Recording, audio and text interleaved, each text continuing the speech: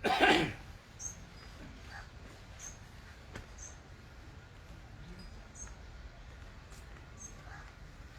अपने आईडी से कर रहे हो, मेरे से कर रहे हो?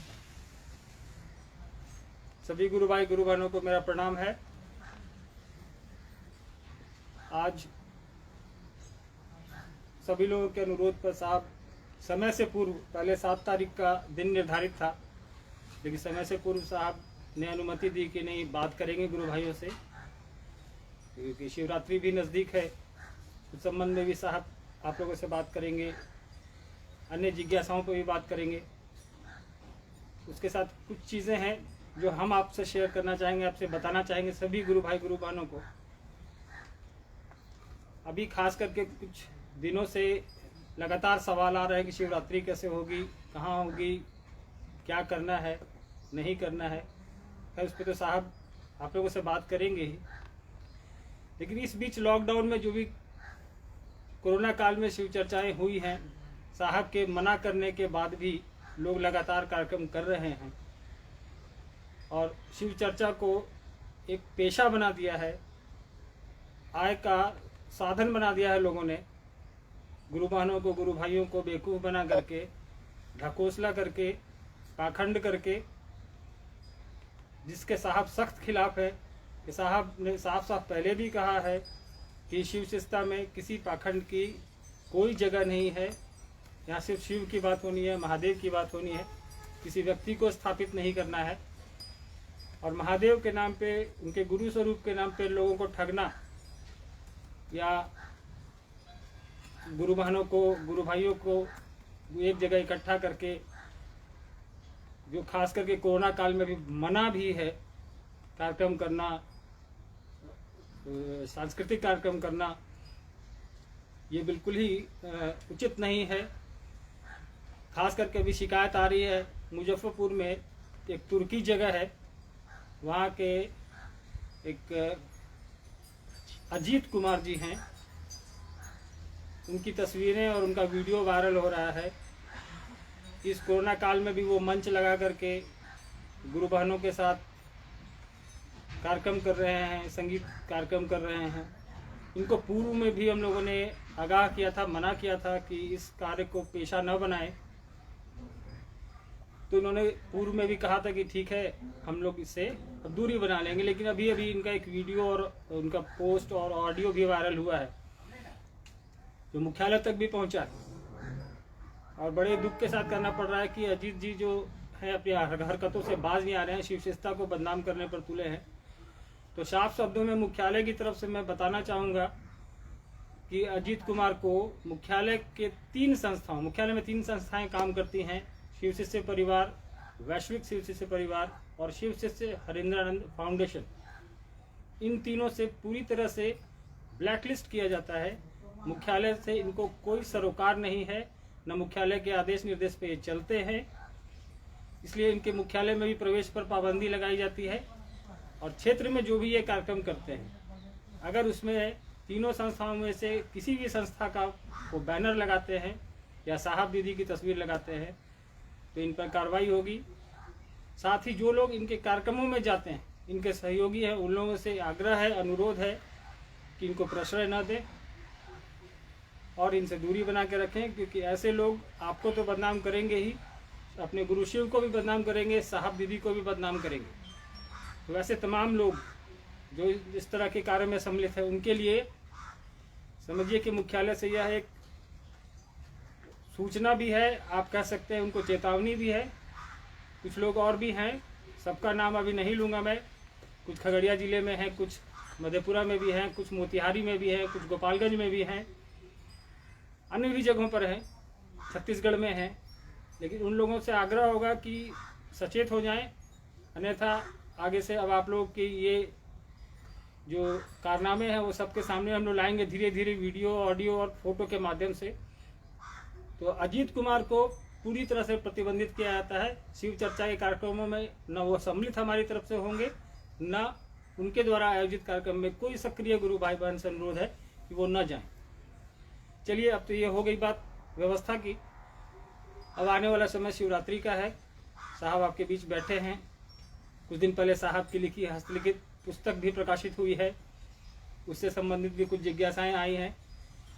अभी बरखा जी आप लोग के बीच बैठी है, साहब से वो जिज्ञासाएं आप लोगों ने जो भेजी हैं वो करेंगी, और साहब जो आपसे बात करेंगे वो तो साहब स्वयं करेंगे ही करेंगे। हम गौतम जी को कहेंगे कि कैमरे को साहब की तरफ ले जाएं। आप सभी को मेरा प्रणाम।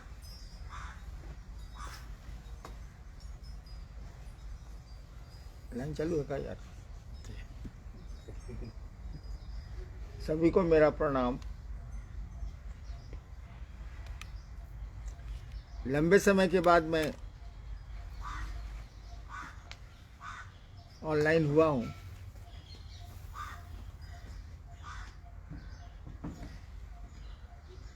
अभी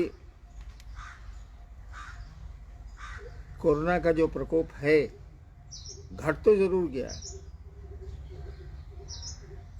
लेकिन सावधानी उतनी ही बरतनी है। शासन का भी अनुरोध है कि दवाई भी और कड़ाई भी, हमको आपको भी इसका अनुपालन करना चाहिए, अन्यथा संकट में तो हम आप ही पड़ेंगे।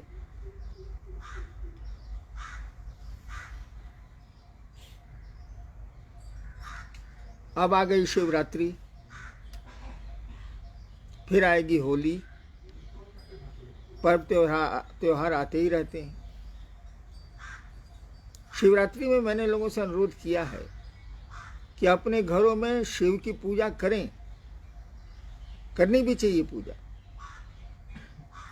लेकिन मजमा नहीं लगाएं। घर के लोग रहेंगे 15-20 आदमी में कोई दिक्कत नहीं है, आप तो सामाजिक दूरी बनाएं, मास्क पहने और पूजा करें। और जब घर के लोग बैठेंगे तो माइक की कोई जरूरत नहीं। 50 आदमी 30 आदमी में तो माइक की जरूरत नहीं है। इसका ध्यान रखा जाए। अभी भीड़ इकट्ठा करना हमारे आपके लिए अच्छा नहीं है। असुविधाएं हो सकती हैं, परेशानियां हो सकती हैं। सरकार भी ऐसा ही कह रही है। शिव की बारात जो निकलती थी देवघर और रांची, सब जगह बंद है। सरकार ने बंद किया है इसके लिए नहीं कि बंद करना है, इसलिए किया है कि आम जनता को, हमको आपको दिक्कत नहीं हो, कठिनाई नहीं हो। जहाँ तक चर्चा का प्रश्न है, चर्चा का सवाल है,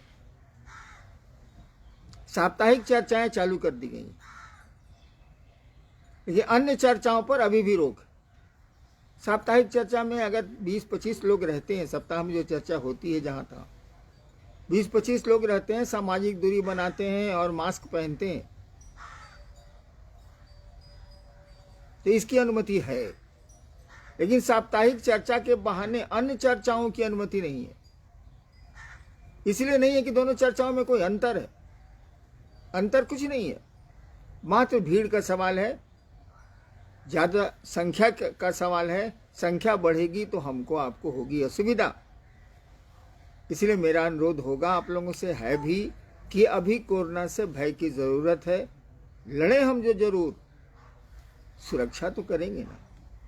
तो सुरक्षा के ख्याल से, कोरोना से बचने के ख्याल से ये अभी तक हम लोगों ने रखा है कि हम लोग अभी मजमा नहीं लगाएं, भीड़ इकट्ठी नहीं करें, कोई सांस्कृतिक कार्यक्रम नहीं करें, उचित नहीं होगा। वैसे भी माइक जब लगाएंगे आप, तो कानून तो कहता है कि प्रशासन से आपको अनुमति लेनी, और इसकी जरूरत भी नहीं है। अब 30 आदमी 40 आदमी में माइक क्यों लगाया जाए, लाउड स्पीकर क्यों लगाया जाए? चलिए देखते हैं, सवाल बहुत आए हैं, कुछ का उत्तर कोशिश करते हैं हम लोग की दे पाए। जी, जो आपने अभी कहा साप्ताहिक परिचर्चा और तरह की चर्चाओं से क्या भिन्न है, ये जिज्ञासा भी आई थी लुधियाना पंजाब से। मुझे लगता है कि ये स्पष्ट हो गया होगा उनको। तो हम लोग आगे में है कि आपकी लिखी हुई एक पुस्तक आओ चलें शिव की ओर, जिसका विमोचन अभी 16 फरवरी को हुआ और बहुत सारे लोगों को मिला है और मिलता जा रहा है। ये आपके 40 वर्षों के आध्यात्मिक यात्रा का निचोड़ है ये पुस्तक। उसकी कुछ पंक्तियां ऐसी हैं जिसको पढ़ के लोगों ने अपनी जिज्ञासाएं भेजी हैं, जिसमें एक जिज्ञासा आई है कि आओ चले शिव की ओर में लिखा हुआ है कि व्यक्ति के मन में शिव को अपना गुरु मानने का संकल्प यदि लंबे समय तक स्थिर रहता है तो किसी बाह्य साधन की कोई आवश्यकता नहीं है। कृपया समझाने का प्रयास करें। जिज्ञासा सुनिए आपने। आओ चलें शिव की ओर पुस्तक की पंक्ति है कि अगर यदि लंबे समय तक शिव को गुरु मानने का संकल्प स्थिर रहता है, माने हमारे आपके मन में रहता है, तो किसी बाह्य साधन की जरूरत नहीं। क्यों? खेला मन का है, शरीर का नहीं है। कोई भी संबंध मन बनाता है वो धरती पर बनाए या शिव से बनाए या देवताओं से बनाए।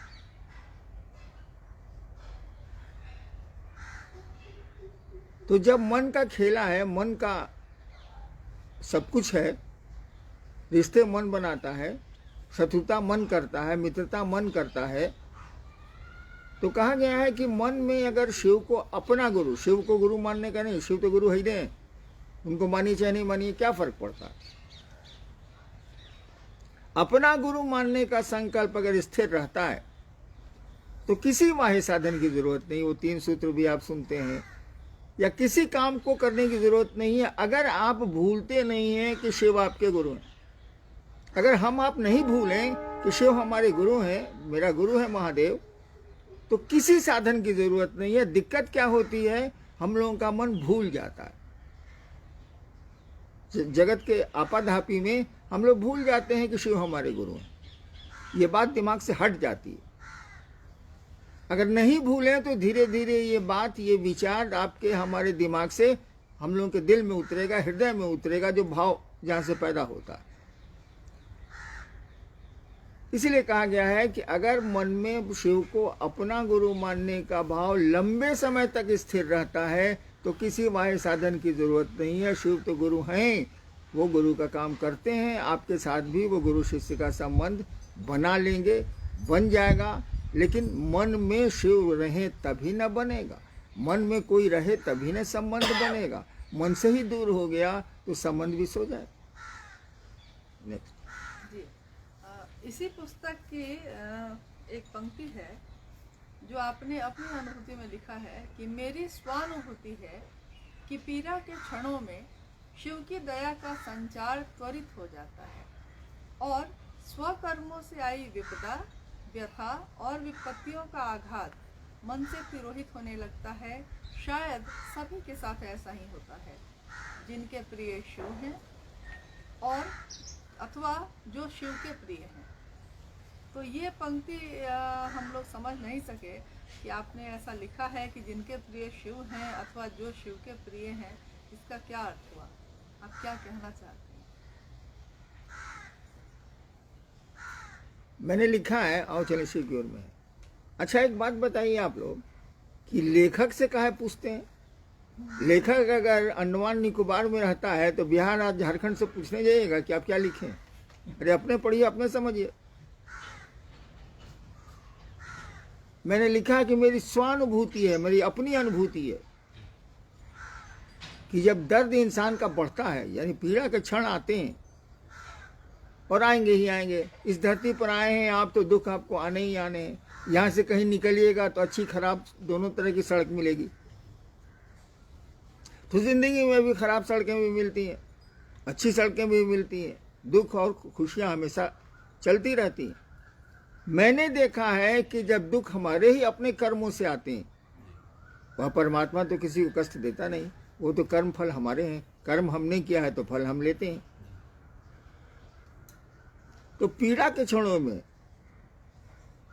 आपके गुरु की दया, उस शिव की दया का संचार, फ्लो बढ़ जाता है। जो हमारी अनुभूति है, बढ़ जाता है तो एहसास कम होने लगता है। चीजें वहीं की वहीं रहती हैं, सुधार होता है लेकिन आपका एहसास कम हो जाता है, दर्द का एहसास कम हो जाता है। मैंने लिखा है कि शायद ये दो तरह के लोगों के साथ जरूर जरूर होता है। एक जिनके प्रिय शिव हैं, जो शिव को चाहते हैं, जिनको शिव अच्छे लगते हैं। दूसरा शिव जिनके प्रिय हैं, यानी एक जिस मान लीजिए कि बंदर के बच्चे ने बंदरिया को पकड़ रखा है, तो उसको प्रोटेक्शन तो बंदरिया का मिल रहा है, अपनी माँ का प्रोटेक्शन तो उसको मिल रहा है। लेकिन बहुत लंबी कूद में हो सकता है कि वो बच्चा जो अपनी माँ को पकड़े हुए है वो गिर जाए, हाथ पांव टूट जाए, ऐसा हो सकता है। यानी जिनके प्रिय शिव हैं उनका मन चंचल है, हमारा सबका मन चंचल है। आज जो प्रिय है कल आपका अप्रिय हो जाता है, आज जो आपका शत्रु है कल मित्र हो जाता है, आज जो मित्र है वो कल शत्रु हो जाता है। यही मन ना जगत में चलता है, यही मन ना आसमान में शिव के पास चलेगा। आज हमको शिव प्रिय लगते हैं, कल नहीं लग सकते, कारण जो भी हो, कोई घटना का क्रम हो, तब तो उनकी दया का संचार वैसा त्वरित नहीं होगा जो जिनके प्रिय शिव हैं उनके साथ होता है। हमने 40 वर्षों में देखा है कि कितने लोग आए शिव के, जो शिव को बहुत चाहते थे, मैंने उनको शिव अच्छे लगते थे, और आज मैं ढूंढता हूं तो वो कहीं नजर नहीं आते। जाने कहां गए वो लोग, उनकी प्रियता समाप्त हो गई। लेकिन अगर शिव प्रिय आपके रह गए तो एक दिन आप शिव के प्रिय हो जाइएगा। अगर शिव आपके प्रिय रह गए तो एक दिन आप शिव के प्रिय हो जाइएगा। जब शिव के प्रिय हो जाइएगा तो अब बिल्ली ने बच्चे को टांग लिया। अब तक बच्चे ने बंदर को पकड़ के रखा है, माँ का प्रोटेक्शन उसको है, बंदरिया का प्रोटेक्शन उसको है, लेकिन लंबी कूद धरती के मजबूत थपेड़े से हो सकता है कि आपका मन शिव को छोड़ दे, यानी बंदरिया का बच्चा गिर जाए। लेकिन अब बिल्ली ने ही अपने बच्चे को पकड़ लिया है, यानी महादेव के ही आप प्रिय हो गए, तब तो छूटने का सवाल नहीं है। बिल्ली ने ही पकड़ लिया है तब बच्चा कैसे छूटेगा? वो कोई क्या करेगा, बिल्ली कूदेगी जोर से तो मुंह जोर से पकड़ेगी बच्चे को तो कोई से करेगा, लेकिन गिरेगा नहीं। वही मैंने लिखा है कि जिनके प्रिय शिव हों, अथवा शिव जो शिव के प्रिय हैं, यानी शिव ही जिनको चाहते हैं, यानी वो बिल्ली का बच्चा हो गया, उन्हें गिरेगा। और इसीलिए आपने देखा होगा जो शिव के शिष्य पहले खूब चले, उनके साथ लोग चले, उन्हीं को गुरु मान लिया, कहे कि वो झूठा गुरु बना हुआ है, शिव का शिष्य है, अपने चेला है, गुरु बन गया, उसका मन शिव को छोड़ दिया। मन चंचल है साला, कभी किसी को पकड़ता है, कभी एसी बनता है, कभी डीसी करंट बनता है साला, कभी पकड़ता है कभी छोड़ता है। तो उनके साथ के सारे लोग गिर गए, लोग नहीं चले, नहीं समझे। अब मान लीजिए मंडल जी के साथ कोई चल रहा है, मंडल जी ने शिव को छोड़ दिया, कोई कारण हो सकता है, लाखों अनेकों कारण हो सकते हैं, धरती है।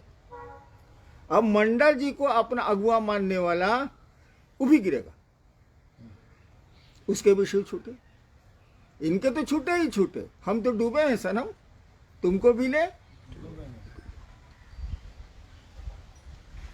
वही हम कह रहे हैं कि जिनके प्रिय शिव हैं उन डालियों को मत पकड़ो, ये सूख सकती हैं, सूखी हैं हम लोगों की नज़रों के सामने। उन डालियों को पकड़ने का प्रयास करो जो डालियां नहीं सूखेंगी, यानी शिव को जो प्रिय लगते हैं उनको पकड़ो, ताकि वो डालियां हरी भरी रहेंगी। बिल्ली ने ही बच्चे को पकड़ रखा है, वो बच्चा नहीं गिरेगा। बस ये कौन सी आदत है, कोई किसी ने किताब लिख दी, अब लेखक मुआए जा रहे हैं। दूसरा लेखक क्या करेगा, जो हमने 40 साल में शिव को समझा और दुनिया को समझा, लिख दिया। अब 73 साल का हो गया, अब दुनिया से जाना है इसीलिए लिख दिया, और समय नहीं मिला था, लॉकडाउन में मिल गया। तो लिख दिया। चलिए।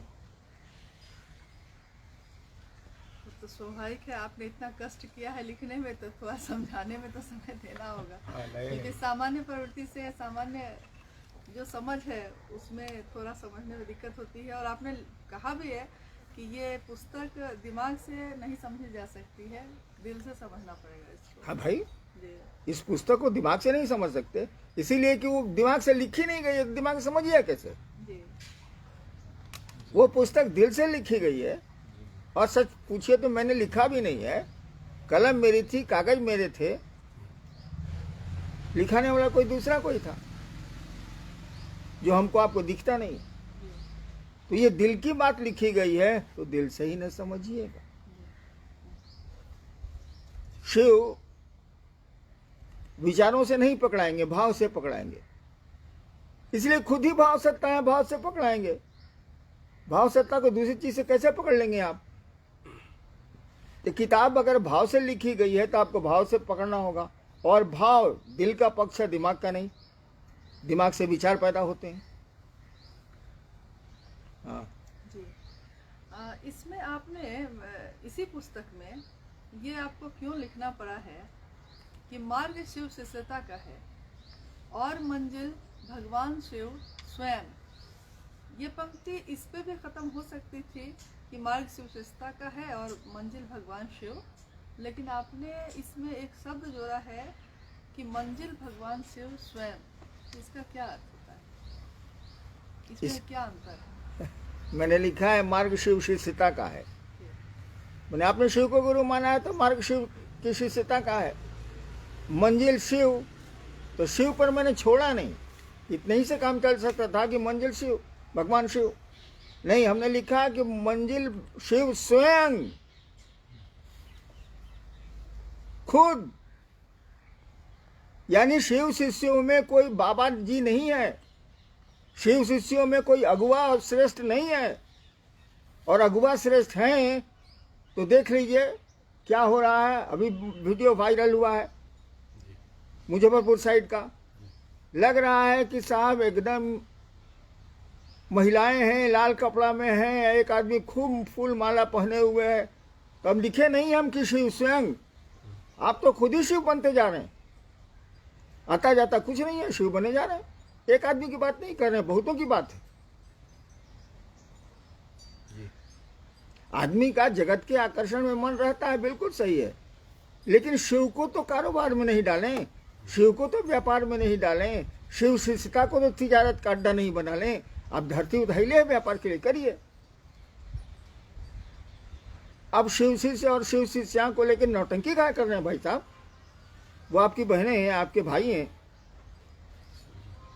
इसीलिए हमको लिखना पड़ा शिव स्वयं। मैंने हरिनारायण भी नहीं, मंडल जी भी नहीं, फलना जी भी नहीं, ऊ दीदी नहीं, महादेव खुद। वही तुम्हारे अगुआ हैं, वही तुम्हारे मार्गदर्शक हैं, वही तुम्हारे गुरु हैं, वही तुम्हारे गंतव्य हैं। तुमको जाना भी वही है। यही तो।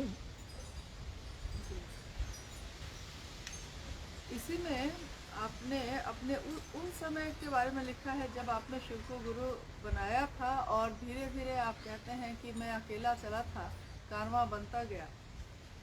ये कारवां बनने में सैकड़ों, हजारों, लाखों, करोड़ों लोग आए। लेकिन आपने लिखा है इस किताब में कि शिव गुरु से जुड़ने के अभियान में मेरी कोई लौकिक अथवा पारलौकिक चाहत नहीं थी। मेरी नहीं थी कोई वित्तेषणा, धनेषणा, लोकेषणा और न ही पुरुषार्थ चतुष्टय जैसे अर्थ, धर्म, काम और मोक्ष की अभिलाषा। तो ये जो शब्द हैं वित्तेषणा, धनेषणा, लोकेषणा और पुरुषार्थ चतुष्टय, इन शब्दों का जिक्र जो हुआ है वो समझने में असमर्थ हूँ। नवादा बिहार से है ये जिज्ञासा। ऐसा मैंने चाहत, जी ऐसा मैंने आपकी गंभीर इच्छा। तो कहा जाता है कि तीन ही ऐसाएं होती हैं आमतौर पर। उसका जो वर्गीकरण किया गया है उसमें तीन ही ऐसा माना गया है। धनेषणा, धन की चाहत, लोकेषणा, 20 आदमी में हम वीआईपी हैं, सम्मान, और तीसरा है पुत्रेषणा, जिसका जिक्र उसमें करने की कोई उपयोगिता नहीं थी। पुत्रेषणा माने हमको बेटा नहीं है, पुत्री की ऐसा नहीं है, पुत्रेषणा है। ऐसा में चाहत, और वो भी गंभीर चाहत।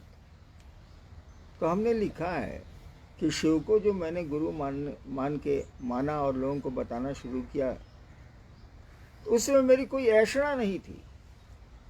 कोई सम्मान की ज़रूरत हमको नहीं फील हुई, कोई धन की ज़रूरत नहीं फील हुई, कुछ भी नहीं था। एक ही था कि महादेव इतने अच्छे गुरु हैं, लोगों को उनसे जोड़ा जाए। और नहीं थी पुरुषार्थ। पुरुषार्थ 4 तरह के माने जाते हैं, अर्थ, धर्म, काम और मोक्ष। भारतवर्ष का यही रहा है आज तक। न हमको धन चाहिए था, न कामनाएं थी, न धर्म जैसा कुछ था। मूल धर्म का तो था, ताकि धर्म वही होता है जो जिसे धारण किया जाए। और मोक्ष की चाहत, मोक्ष लेके हम क्या करेंगे? जो मेरी मानसिकता है, मोक्ष लेके हम क्या करेंगे?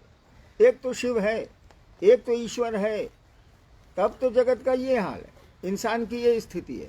दूसरा कोई भगवान बन ही जाएगा तो क्या फर्क पड़ेगा? तो मैंने कभी मोक्ष वगैरह चाहा नहीं। मैंने शिव को चाहा कि मैं शिव हो जाऊं, मैं सिद्ध हो जाऊं। ऐसी कोई मेरी चाहत नहीं है। बस इतनी ही चाहत है कि आपकी चेतना का अभ्युदय हो, आपकी चेतना शिव की चेतना बने, आप अपनी संकीर्णताओं से, छोटी छोटी चीज़ों से ऊपर उठें, शिव जैसा बने आप। शरीर तो बनेगा नहीं, मन ही बनेगा ना। मन ही शैतान होता, मन ही शिव होता। इसीलिए मैंने लिखा है कोई जगत की आकांक्षा मुझको नहीं थी, ऐसा नहीं थी। और न वो जो हमारे यहाँ परंपरा से चल रहा है कि पुरुषार्थ चतुष्ट है, न उसकी अभिलाषा थी। उस दिन भी नहीं थी। आज भी मुझको गौर से देखिएगा तो लगेगा इस आदमी को नहीं। नेक्स्ट। जी, ज़्यादातर लोग जो आपको देखते आए हैं या देखते हैं, वो लोग समझते हैं कि वरुण गुरु भ्राता साहब हरिंदर जी के जीवन में न तो दर्द होगा, न तो कांटों की चुभन होगी, न तो किसी भी ऐसी चीज़ से उनको गुजरना पड़ा होगा। जिनके गुरु शिव रहे हैं उनके लिए तो राह बहुत आसान होगी। लेकिन आपने इस किताब में लिखा है कि मेरी आदत नहीं है कि मैं तालाब के कीचड़ पर ध्यान दूँ, वह आकर्षित भी नहीं करता, लुभावने तो कमल लगते हैं। शिव की शिष्यता की बगिया में फूल खिले हैं, किंतु जागतिक षड्यंत्र, आक्रांति, अपमान और अपशब्द के कांटों की चुभन का दर्द भी है। तो ये थोड़ा आश्चर्य लगता है कि क्या आपको इन सारी चीज़ों से गुजरना पड़ा, और इसका क्या अर्थ है इन शब्दों में? देखिए, जब भी कोई योनिगत होता है, यानी जब भी कोई पैदा होता है इस जगत में, तो उसके अपने कर्म जो कर चुका होता है या करता है, उसके फल उसको मिलेंगे। तो इसमें अच्छे कर्म भी हैं, हो सकता है गलत भी हो। तो जब जीवन में आता है, जातक जब आता है, तो ऐसा मत समझिएगा उसको जिंदगी में अच्छी सड़कें ही मिलेंगी।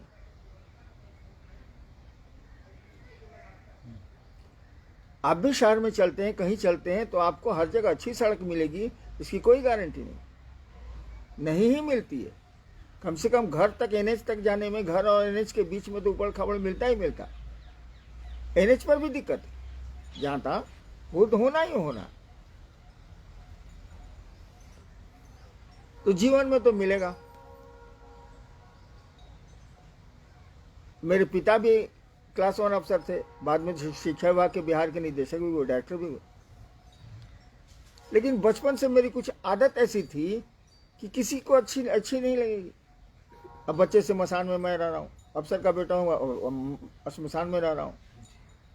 आप धरती में फंसे हुए हैं, मैं महादेव महादेव कर रहा हूँ, तो आपको तो अपने अनुरूप कोई हरिनाम मिल नहीं रहे, तो हमको तंग कीजिएगा। आपको चाहिए पैसा, हमको नहीं चाहिए, मैं क्या करूँगा पैसे, मरूंगा कि पैसे इकट्ठा करूँगा। तो जिसको पैसा चाहिए अगर वो मेरे साथ रहता है तब तो वो मेरा शत्रु, वो हमको अपना शत्रु समझ रहा, नहीं क्लियर हो रहा है, शत्रु समझेगा। आपकी चाहत दूसरी है, मेरी चाहत दूसरी है, तो टकराव तो होना ही होना है।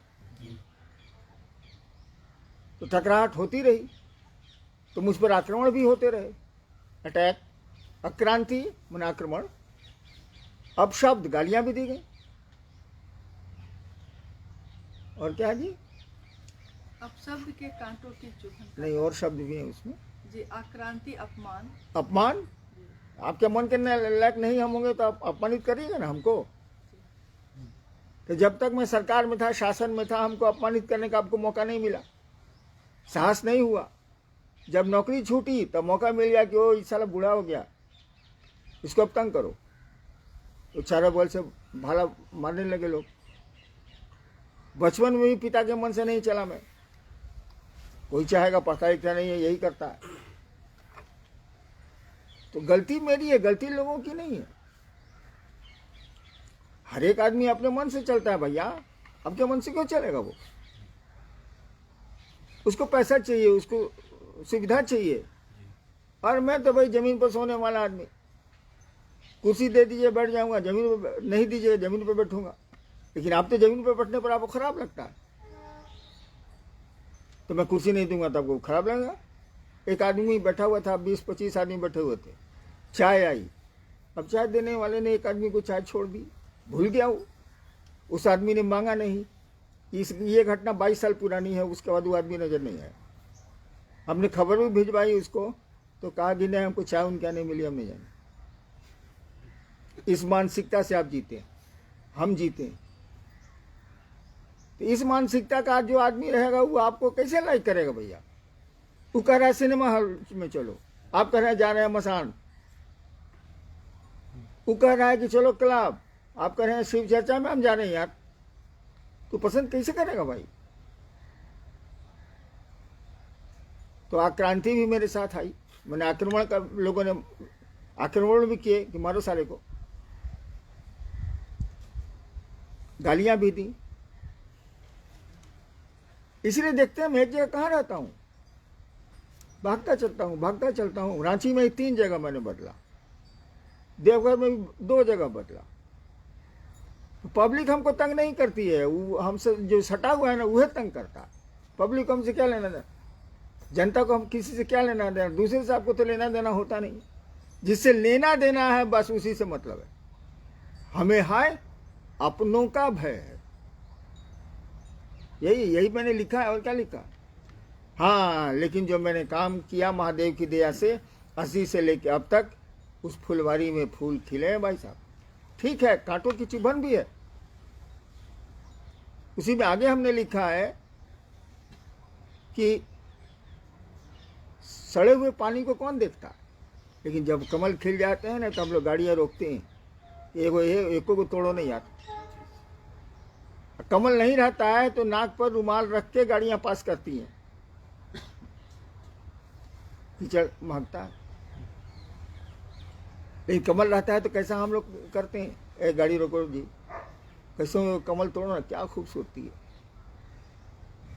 तो वही मैं कह रहा हूं कि फूल खिले हुए हैं, लेकिन फूलवा के नीचे कांटा भी है भाई साहब, वो भी चुभा है हमको, अभी भी चुभता है।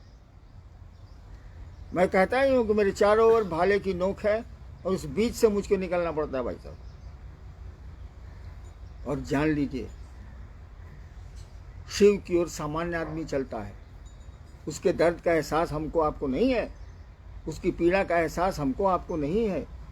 जैसे शिव सामान्य दिखते हैं, सामान्य व्यक्ति भी शिव की ओर ही चलता है, और वो चलता है तो चलता है। हाईनान ने अपनी ज़िंदगी में एक सामान्य आदमी का जीवन गुजारा है, अभी भी वही स्थिति है, और शिव की ओर चल रहा हूँ। कोशिश करता हूँ कि लोग भी चलें और लोग भी चलें। कम से कम आप सुंदर तो होइए, आपका मन सुंदर तो हो। नेक्स्ट जी, आपने उन सभी लोगों के लिए जो 1980 के दशक से लेकर अब तक चल रहे हैं, चलते रहे हैं, और पूर्व में भी चले हैं, उनके लिए लिखा है इसमें कि बहुतेरे शिवसे से 1980 के दशक से ही बड़ी लगन और तन्मयता से शिव गुरु पथ के अनुगामी हैं। मैं अवनत हूँ घनेरों शिव शिष्यों के सामने, जिन्होंने वर्षों से शिव गुरु और उनकी शिष्यता को व्यापक करने के निमित्त निरंतर सफल प्रयास किया है। सचमुच वे महान और प्रणम्य हैं। शिव गुरु के पथ पर शिव शिष्याओं के निरंतर योगदान ने मुझे सदैव उनका ऋणी बनाया है और मैं उनका ऋणी हूँ। दुनिया आपको प्रणाम करती है और आपने इसमें लिखा है कि मैं प्रणम्य हूँ, मैं झुका हूँ, अवनत हूँ। ये आपने मतलब क्यों लिखा? देखिए, महादेव ने तो आके आपको नहीं कहा कि तुम दूसरों को शिव का शिष्य बनाओ। मैंने कहा 10,000 साल के इतिहास में दूसरों को शिव का शिष्य बनाने का उद्घोष हईना नामक आदमी के द्वारा किया गया, और आप चले, शिव की ओर चले, लोगों के बीच चले, और तभी न कारवां बना, तभी न भीड़ आई, तभी ना आप कहते हैं कि 2 करोड़ से ज्यादा शिव शिष्य हैं भारत में। नहीं, आप मेरे कहने पर चले, ठीक, बहुत नहीं चले तो बहुत चल के छोड़ दिए, बहुत चलते चलते भी मेरे लिए घात करते हैं, लेकिन ऐसा तो सबके साथ नहीं है। 1000 में 2 आदमी हो सकता है घात करने वाला, लेकिन बाकी 998 तो आदमी ठीक है। तो मेरे कहने पर आप चले, मेरे कहने पर शिव शिष्यता आपने बढ़ाई आगे, तो पांव किसका धोऊं मैं? आपके एहसान मुझ पर है। वही मैंने लिखा है कि मैं पद प्रक्षालन करूंगा।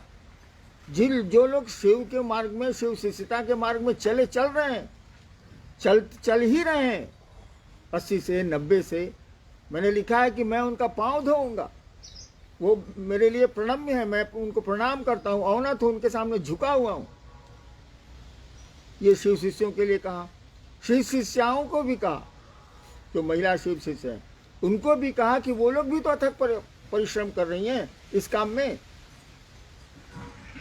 तो उनका मैं कर्जदार हूँ, उनका मैंने कर्ज खाया है।